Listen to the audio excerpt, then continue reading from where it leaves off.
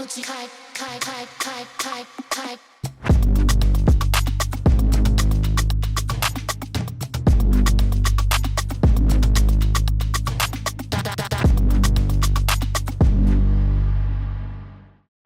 up, party people, and welcome back to another episode of Dance Specific Talks. I'm your host, T-zer, and What's this up, is everyone? What's up, everyone? Hope you're doing fantastic. I am Coach Sebastian. This is super exciting. There's a lot of very special episodes, but this one I feel is extra special. Tisa, what's happening today, Tisa? What are we talking about? yeah, we have no one else but the legend himself, The one King and only. Chamalo in the Bop, bop, bop, bop, bop, building. bop, Bop, bop, bop, bop, bop, bop. bop.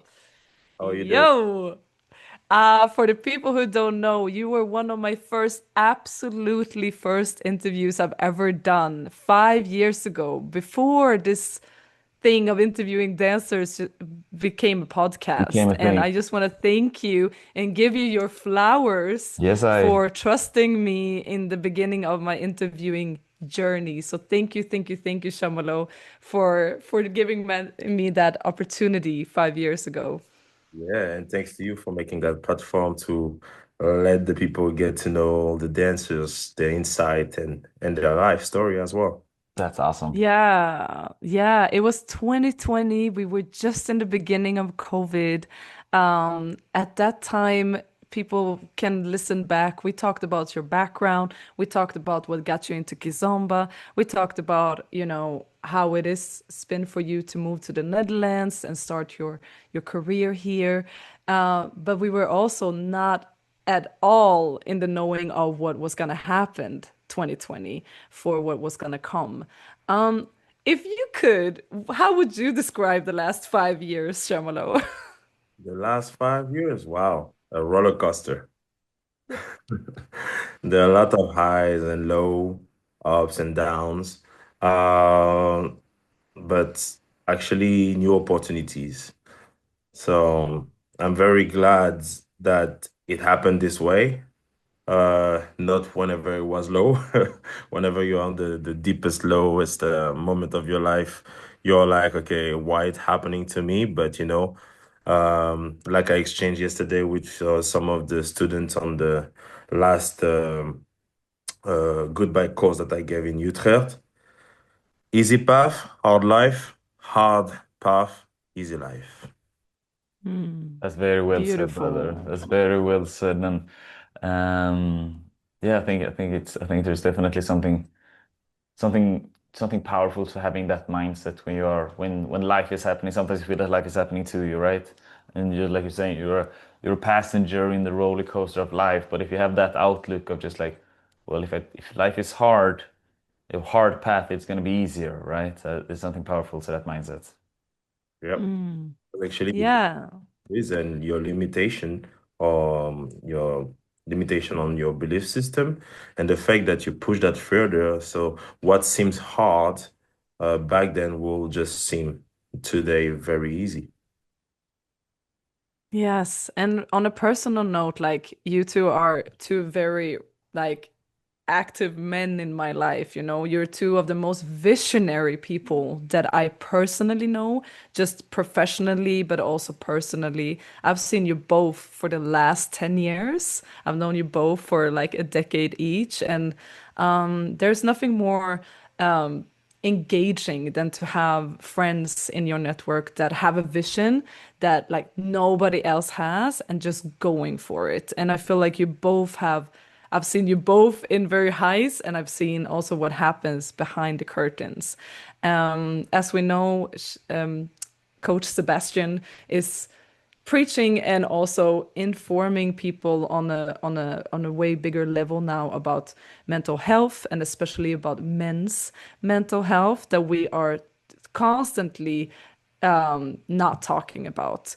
Um, I know that you two have things in common, but I just want to check in with you now, Shamalo. A few months ago, you went out into the public. You were one of the first people within our scene that officially talked about what it means to be in a burnout when you're running a dance school and you're professionally touring weekends and weekends of the year.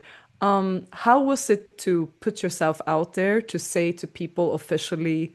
A, I'm going through a burnout, and also what kind of messages and response did you receive when being so vulnerable?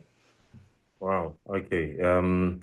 The the for the situation was very interesting because let's say I think I was sort of in a depression for a while, but whenever you're on the go, as long as you keep going, you can still sort of survive.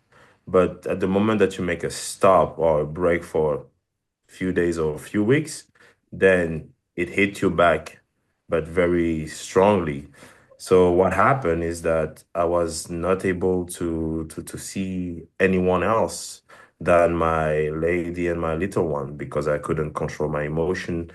I was like going up and down, crying with no reason, feeling this pressure on my chest, belly, having also the impression that I was not able to breathe normally. So basically, I was on the way to make my new course. Everything was set, people were starting to pay and everything. And I said, hell no, I'm not gonna go through that. I don't want to see no one. I don't want to do anything. And it was like sort of a fire within inside me that wanted to go out. So that pushed me to just announce like, okay, guys, just out of respect, I need my space. And actually, the response were just even more beautiful because I was not the only one on that sort of state, and that pushed the other to express it a little bit more as well. Because let's say in the Kizomba scene, I will always have been this positive figure or confident figure. So the people, whenever they see me, they expect energy. So without knowing that, they didn't pay attention that, okay, I give, but I also needs to receive or I needs to recharge. And that wasn't the moment for me to recharge. I think that is such a normal thing for us, and thank you for sharing, brother. I think there's a normal thing for us dancers, especially as men, that are these maybe extroverted people, and that people it comes to a moment where our extroversion is almost what makes us getting paid, right? And we're coming in as black men to society. Already there is a pressure, already there is a stigma, and now I'm booked at this international dance festival, and now I'm come and I'm the hip hop guy, and it's new energy, and that's what I'm getting paid for.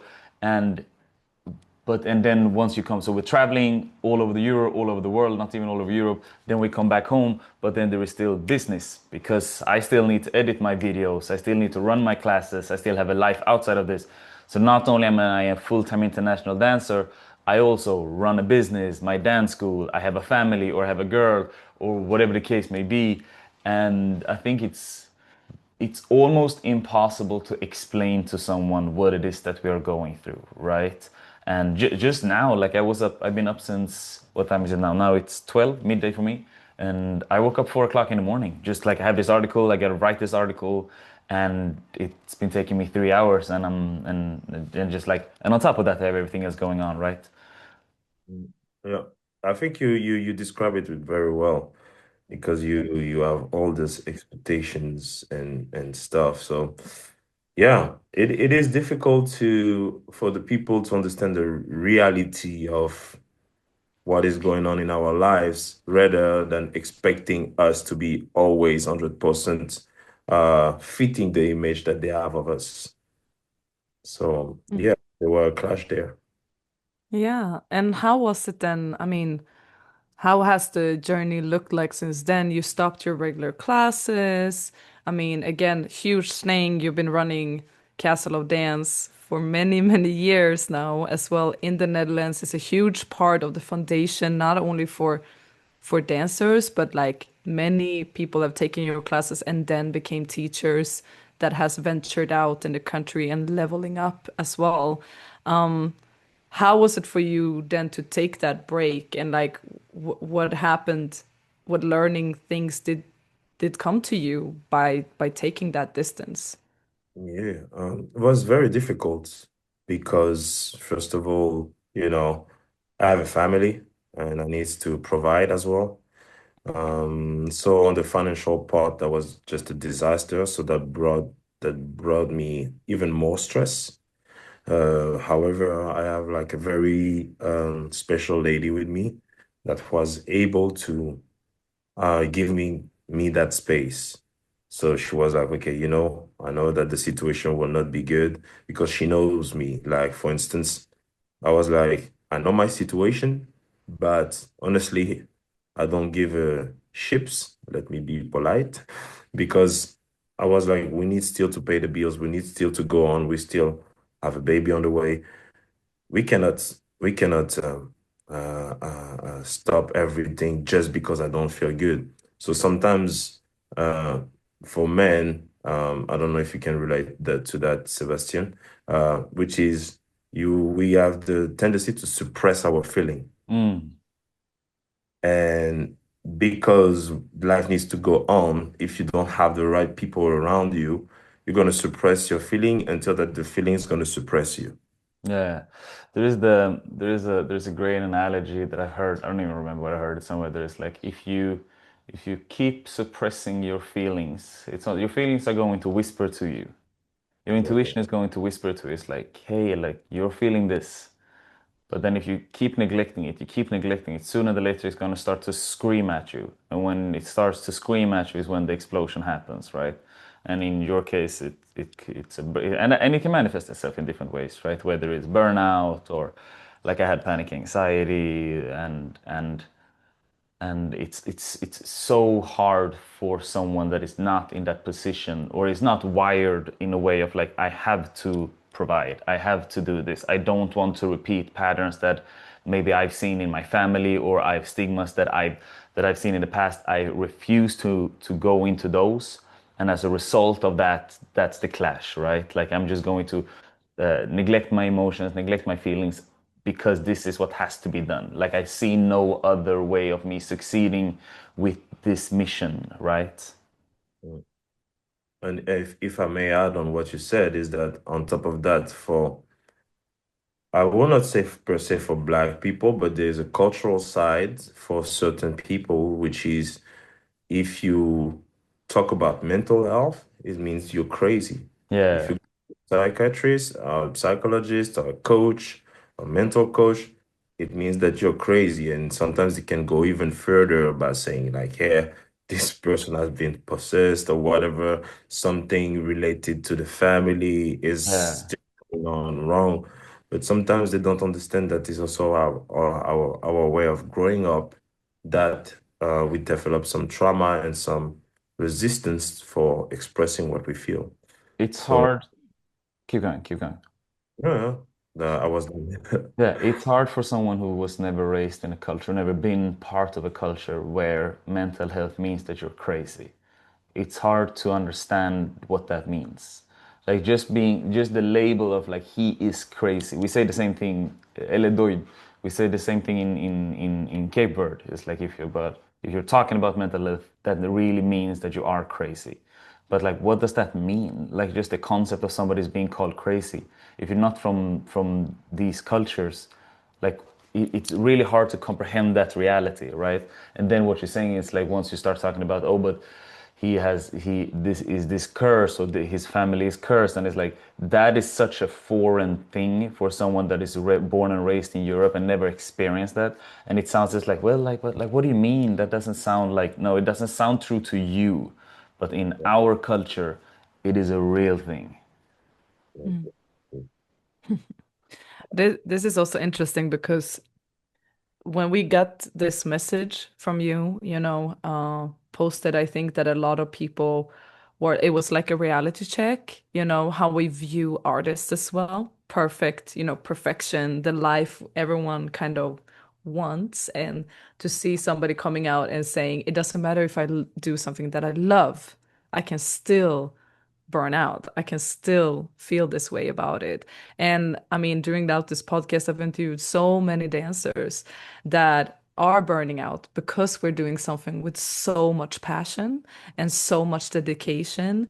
And I mean, I've been teaching with you for years at Castle of Dance. I know, like, from a pedagogic standpoint, that you also have very high expectations of yourself. Like, there's a never a class done in the same way. There's never a class repeating itself. There's never things explained in the same way. There's always yeah, basically a bar, which is just getting higher and higher of excellence as well in your craft. Um, then we suddenly also got a news that you have done an education. Not sure when you had the time to do that, but can you tell us a little bit about what motivated you to go back to learning something else than dancing and what it is? Tell us what it is and how you got into that. So now I'm officially an NLP practitioner, so a coach in a certain way. NLP stands for neuro-linguistic programming.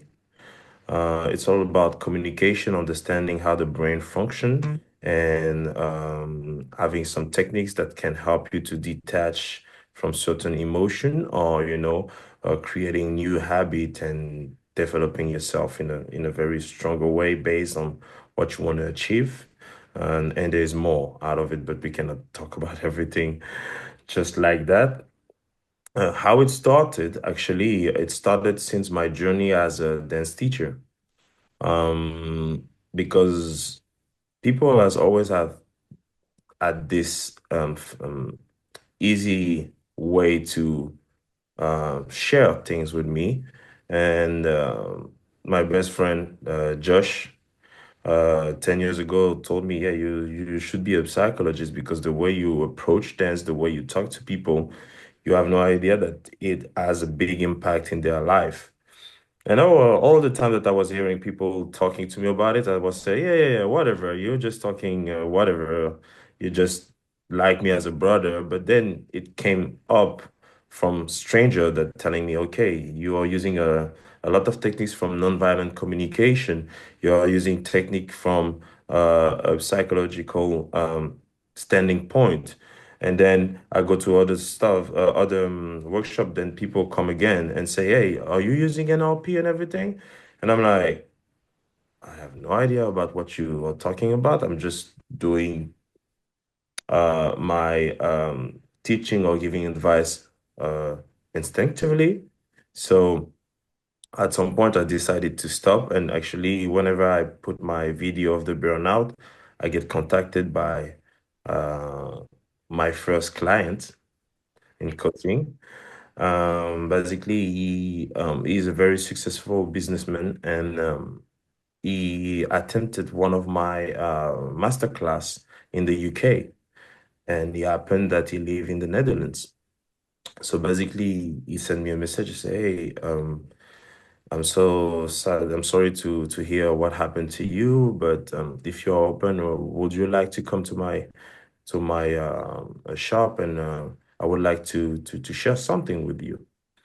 And a little voice inside me say, "You have nothing to lose, so just go." And I went, and we started to talk about life, what happened, and everything. And he said, "Okay, I still remember the masterclass that you gave me, and the way you talked to me, it touched me in such a way that I felt progression in my life. And I think that you're the missing puzzle for me to succeed and get confident and reach the goal that I want to reach." And I was very surprised and say, "Would you like to be my coach?" And I was like, "Okay." But as you I'm know me, listening. sorry? I'm listening. You get my Yeah. attention. Honestly, me, T, on that is that if I want to do something, I want to do it correctly. Uh, and I didn't know that my instinct or some of the exercises that I've been doing in classes were actually true technique used in the coaching field to really unlock potential in people. So I was just doing me, but then I was like, okay, you know what? I'm just gonna make sure that I'm having also the professional background to give you the right advice because we are talking about your life. We cannot play around with it. So I started my first session instinctively by using exercises that made me more confident because I didn't came confident like that. I still have a lot of stuff to work on myself, but I did work on myself in order to get where I am. So I gave him like first session in a very good way. In the meantime, actually, I was actively searching a training course to get there, which is something that I found. And right after the first session, he say, "Man, this is crazy. The advice that you gave me, the communication goes better with my daughter." Second session, oh yeah, I get that much confidence. I could have a talk with someone without feeling that way. Third session, the guy was able actually to use a communication technique that I gave him, and because of that, he was able to buy a villa. And I was like, okay, wait a minute, wait a minute. So actually, everything that I'm giving right now is working beyond expectation. And I was like, wow. So you should actually push it even further on that. And you say, hey, man, the way you're changing my life right now, I think people needs to experience that as well. And I was like, okay. I started to feel it as well that it was similar than teaching or coaching people in dancing. But just now, I don't dance, I just talk. And then I was like, yo, there's something extra. And I was also at some point like I wanted to be specific, but I will not. But I really wants to help the black man because there's too many subject that are sensitive or people that need help or they think it's taboo. But there's a lot of potential that can be unlocked and a lot of lives that can be changed or saved just by having certain knowledge or using certain technique in order to get free from trauma and being able to embrace the future. So this is how it started, and now I'm growing that company. Mm. This is beautiful. This is beautiful because what you're saying is something again, like so Sebastian, for you who has not seen the way Chamalo also teaches in privates, but there is like an intuitive scan almost that is going on, which I am so happy that you have found a way where you can transfer that type of knowledge, people skills, which is essentially what this is, into something where you don't have to exhaust yourself always being on your feet. Because if we're thinking about the future and how you're going to last and build something that is suits your life now and not overwhelming and not burning you out. This sounds to me like the perfect gateway to do something that still feels meaningful, where you still get to work with people, which is your one of your biggest strengths, but that is maintainable, which takes another type of energy from you. What is your plan going forward with this before we're moving on to some other dancing stuff again? But are you seeing it as you going to still like do both, or like would you like to do a retreat with Black men mental health in Cape Go. Verde, or where like Let's go. what What are we talking where about? do you want to take it?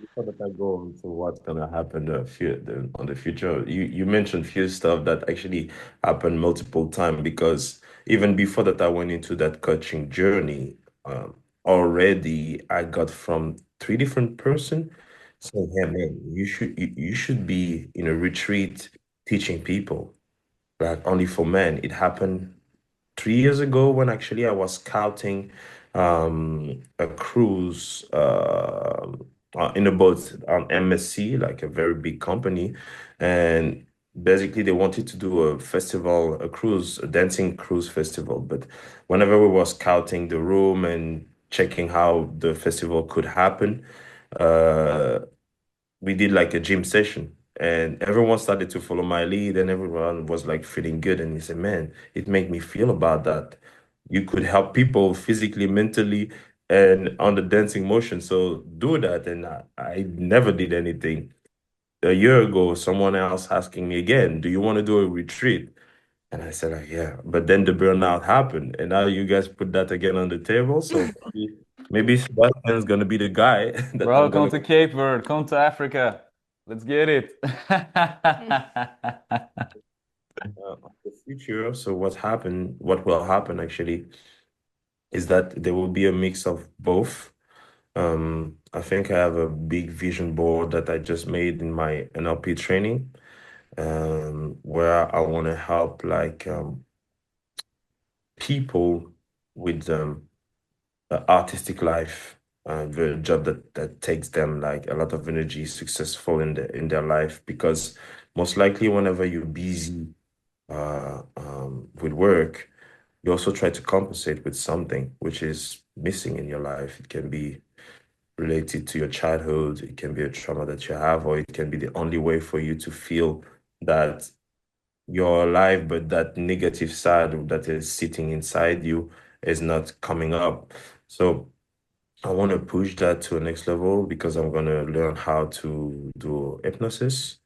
I'm gonna on my journey now to get the master on NLP, and on top of that, I want to learn about chakras. So Ooh. to to know where the tension and the trauma sit in which area of your body. Because if I figure out a way to unlock power mentally for you to start to move physically and then to release the right muscle in the right area, so we're going to release the right energy with chakras as well, and using that hypnosis skills to put you in a certain state that's going to allow you to release everything.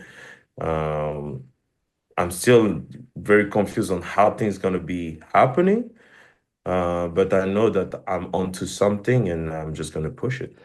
I think it's really inspiring, brother, where you are actively breaking stigmas, not only by taking the steps into, okay, I'm gonna openly address my burnout, but also do NLP, which sounds very tralala, woo woo for people that don't understand it. And then on top of that, you're also going in and approaching the energies, and more of a holistic approach to well-being and health, and it's very inspiring. Where how do you how are you feeling? Again, How are you feeling? how I'm feeling. Let's say, due to that journey, I feel that I have a lot more space in my head because it was very full. Especially I think whenever you go into the burnout stuff, which is something that I'm still going out, because sometimes from time to time you are still feel that you're not 100%, but it's life. There's always ups and down.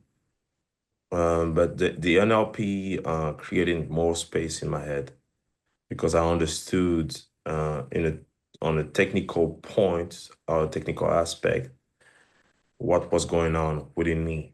Um, Mm. and because we have all different construct and all different layers of communication, so sometimes uh, we feel very misunderstood, and it's just because there's different level of communication, and I might talk in level 6 and you might talk in level 1, and we never cross each other.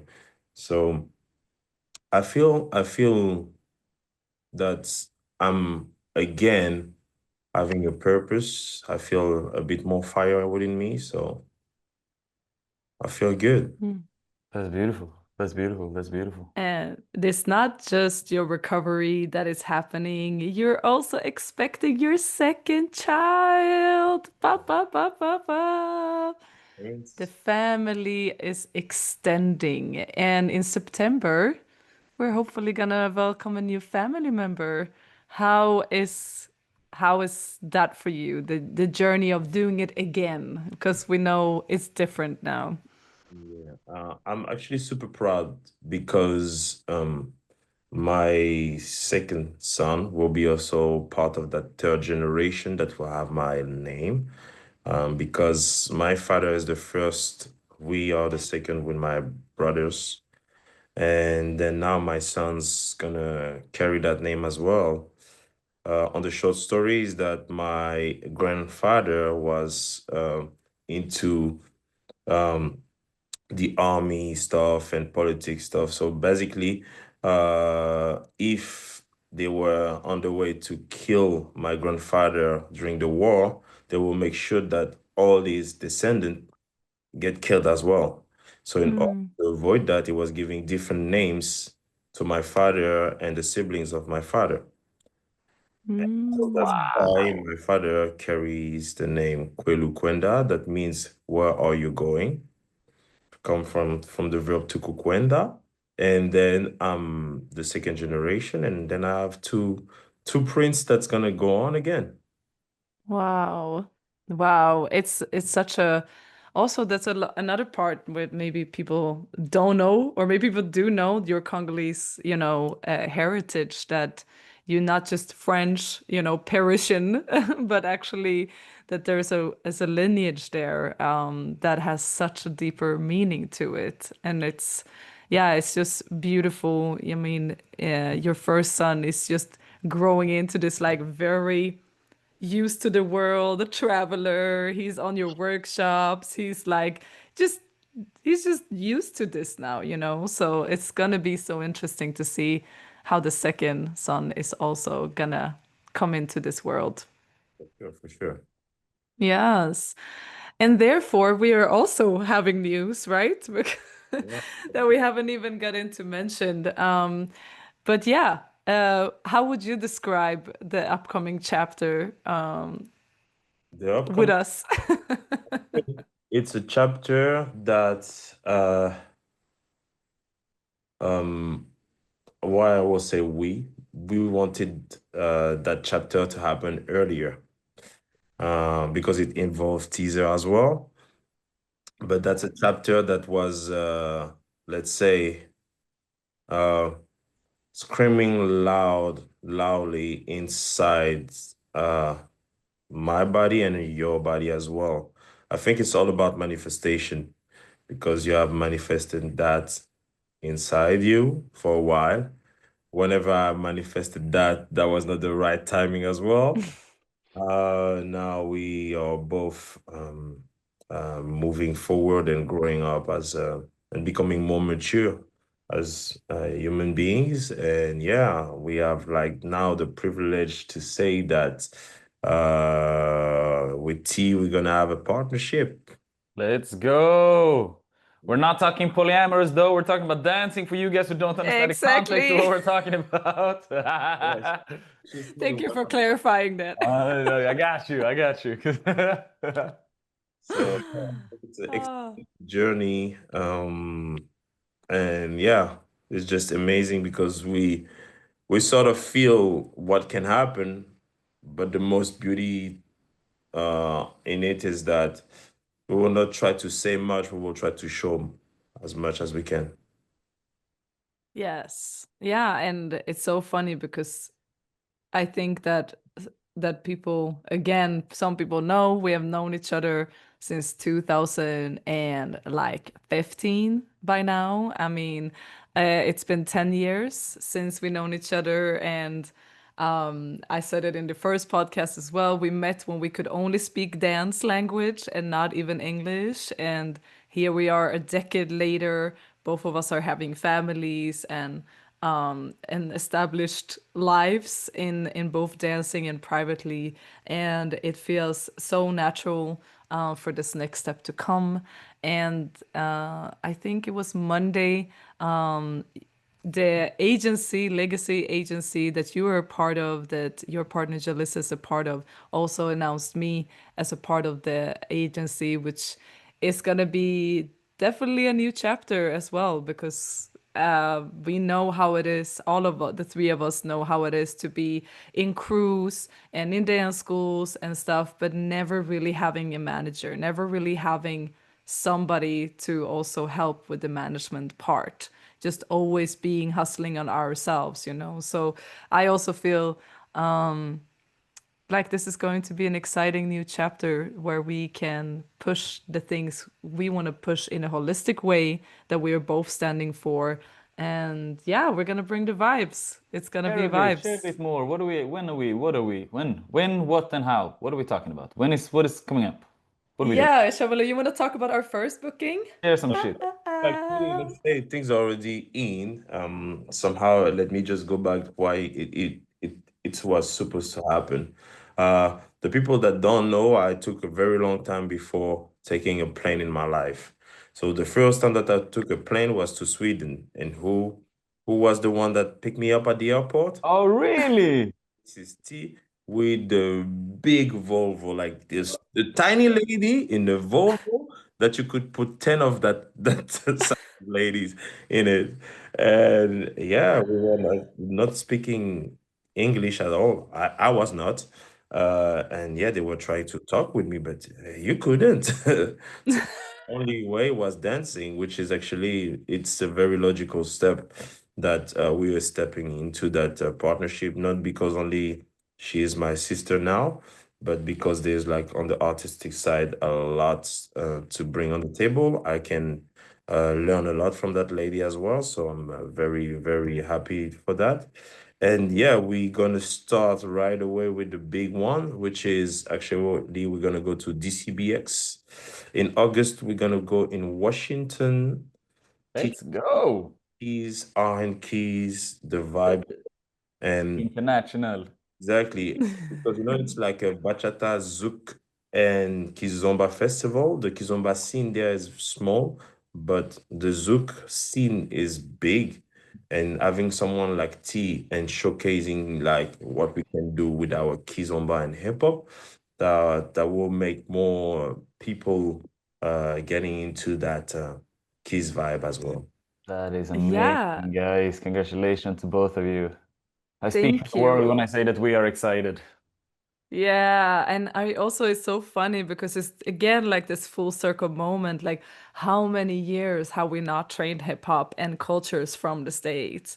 And then our first international bookings is going to the motherland of so much of our foundation that we have practiced separately for decades, by now, and to go there and just be in the States together, it couldn't be a better start, to be honest. It's gonna That's be so awesome. fire.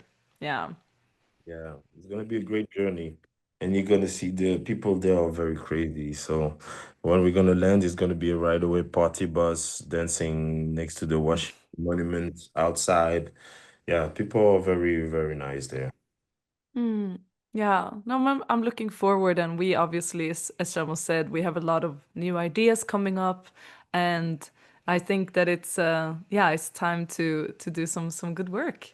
Um, and with that being said, Shamalo was my first official customer to buy my game, Move That Soul. The Let's first go. Let's ever go. supporter.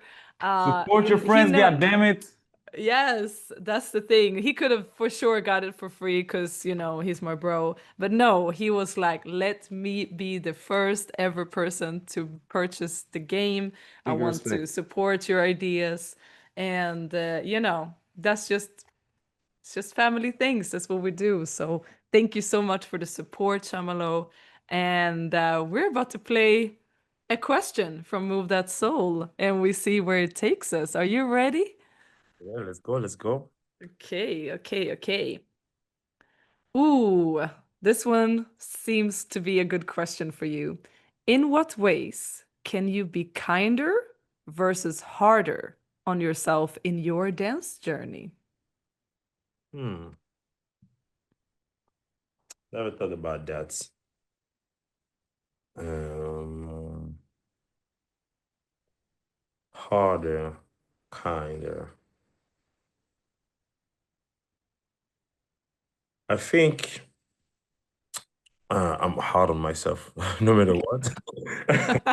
I knew this was gonna be easier for you, that part. Yeah, continue.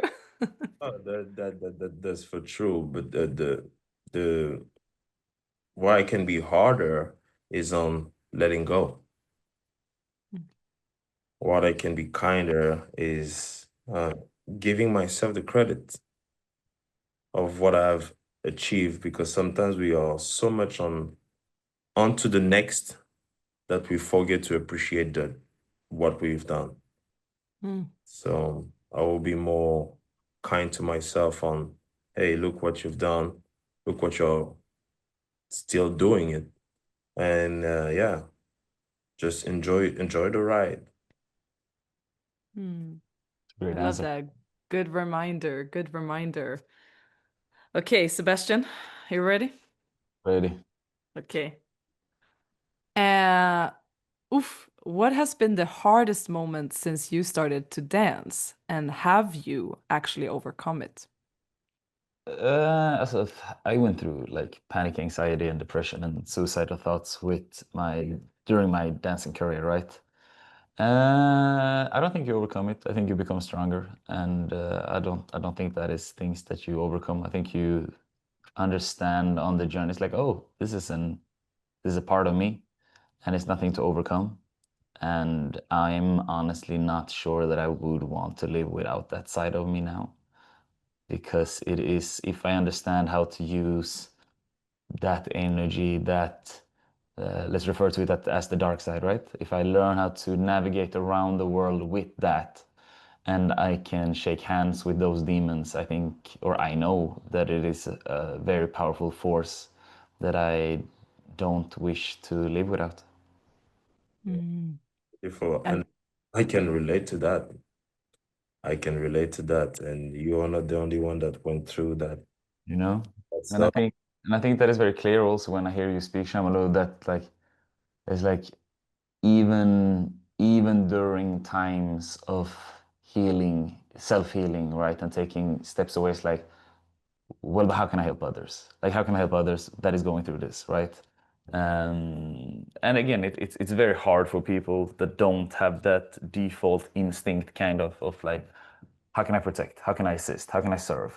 To understand, like, why would you do that? It's like, yeah, but it is as innate as breathing for some of us. And if you don't understand it, you don't understand it, and that's cool. But if you do understand it, if you feel it, you know it.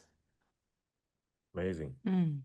Yeah, and it also, again, to have gone through what you both have gone through means that you are also relatable to so many other, not just men, but other people around the world where you can be like, shake that hand and be like, I understand. I see I've you. been through the same. I see you and and I can imagine what it feels like, you know? Mm. So yeah, it's a strength for sure. Pull yourself a Okay. card teaser. Oh, okay. If finances were not an issue, what would you do differently in your dance journey? And this is something I think about very often because I am wondering where is the wisest place to put in resources to get as much as possible out of it. If I could just have an unlimited budget, I definitely would create like a team around me that I could outsource a lot of things to because I know that my strongest capabilities are in the creative process, coming up with new ideas, but I need more people to both maintain what I already got and to facilitate those ideas. It's easy to come up with ideas. It's so hard to make them happen because there's so many steps in between the idea and to do it. It took me 2 years to create this game, for example.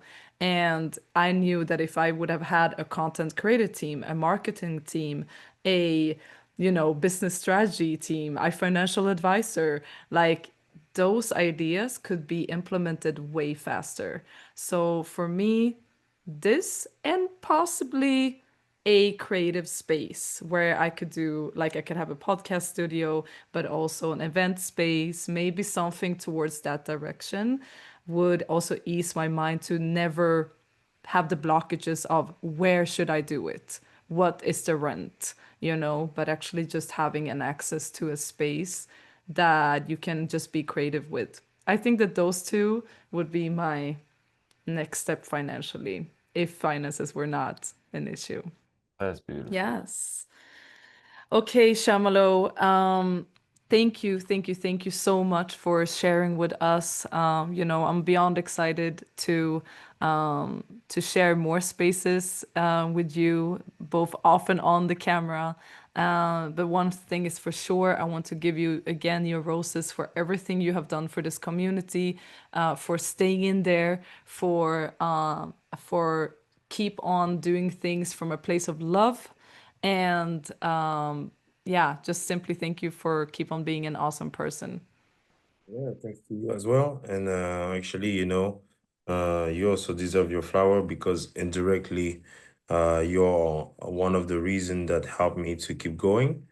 So yeah, thank you for that, and thank you for what you do, for what you are doing for the dancers, and thank you for showing that you're growing as a person, as a dance entrepreneur, because a lot of ladies can get now more inspiration with you as well.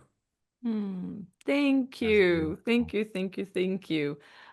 We're super honored to have had you on this podcast. Let's not wait another 5 years for the next interview. It's not. It's not. And we wish you an amazing day. Thank you for coming on the podcast. Bye bye Bless. bye.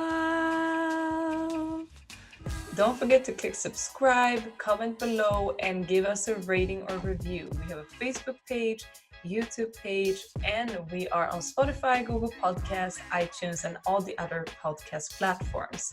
We also have an Instagram, so don't forget to tag us in your favorite episode and share it with the world because we read all of it.